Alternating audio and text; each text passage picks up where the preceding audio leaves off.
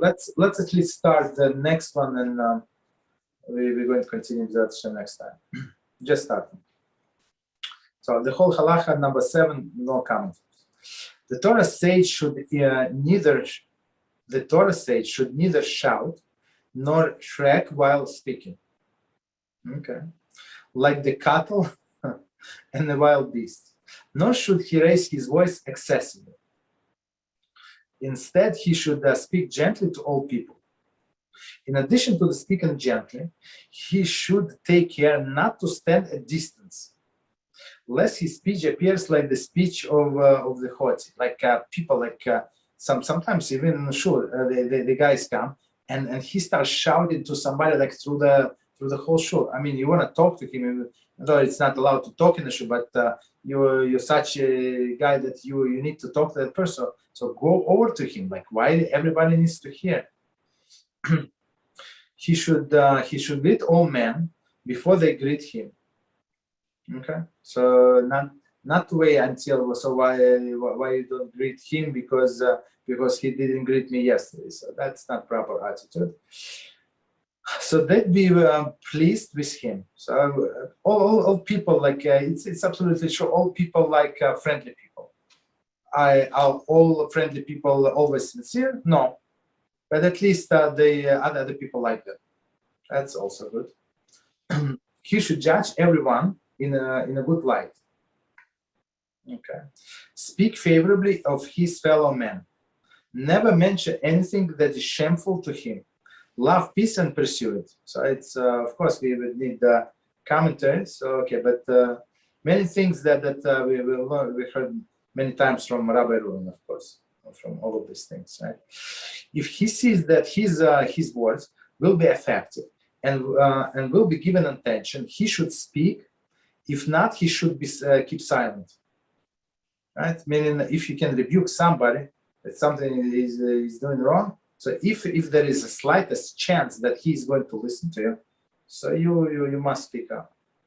What is implied? He should not try to placate a man at the moment of his anger. So basically, when somebody is angry, whatever you tell him, it's not going to help. Right? I think it's from Perkios. So let the anger subside, and then you talk to him. He should not question a man about his vow at the time he's making his vow.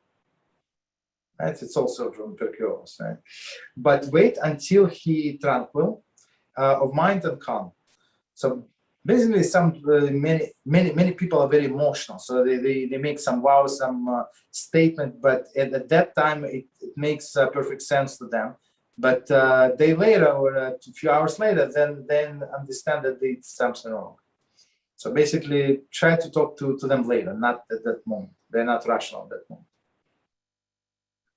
He should not comfort a man while his death is lying before him, because the bereaved is unsettled until he has buried the dead. So I mean, after the burial is I mean, it's much easier. But I know like one of the guys that from my morning groups, his mother passed away during this pandemic, and they could not bury her for, I don't know, for 2 weeks or more than 2 weeks, because of all these people who made this casket, that they were closed because they had corona, like many of them. And in the funeral home also they had problems. It's unbelievable. So of course, I mean, it's very unsettling situation. So don't try to pacify him. Just wait. Okay, continue. The same applies to other similar cases. He should not look at his fellow man at the moment of his humiliation, like something happened, like everybody has to turn back. Just, I mean, he's humiliated enough, so don't try to look at what happened, but turn his attention away, so not to embarrass him. He should not distort facts, exaggerate situations. That's actually from our first book. I distort the facts. So if you, even in a situation that you're allowed to speak Lashon Hara, the derogatory speech about somebody, so speak on the facts that you actually witnessed, and do not exaggerate. So just say the way it was. In some cases, as we said, in some cases, when you try to make impression on a kid, like so he would stop befriending this guy that you think is a bad company. So you can exaggerate it. There are only like certain situations. Otherwise, you're not allowed. Or to minimize it, right? You cannot exaggerate situation or minimize it, except the interest of the peace and the like. Okay. The guiding rule is that he should speak only the words of wisdom in connection with acts of kindness and the like. So basically, if you speak Torah with somebody, like you met somebody, you speak Torah, or ask him about Torah, or tell him Halachah and stuff like that, so it's less likely that you would say something wrong. Okay, he should not speak to a woman in the marketplace, right? Even if she be his wife, or his sister, or his daughter. So the explanation of this halachah, I think it's very simple. So not everybody knows that she's your wife, or she's your mother, or she's your daughter, right? So they, even though you're allowed to speak to these women, but people could misunderstand that. Okay, a few minutes. So let's start. Maybe we go in a little. Okay, the Torah says should neither shout nor shrek while speaking, like the cattle and the wild beast. Okay, 79. The previous halachas deal with the person's private behavior. Those which follow deal with the image the wise man should project to the public. So that was private, now the image, okay. Nor should he raise his voice excessively, number 80. This surely does not reflect the balanced temperament appropriate for the wise man described in the first 3 chapters. Okay, so I mean, don't get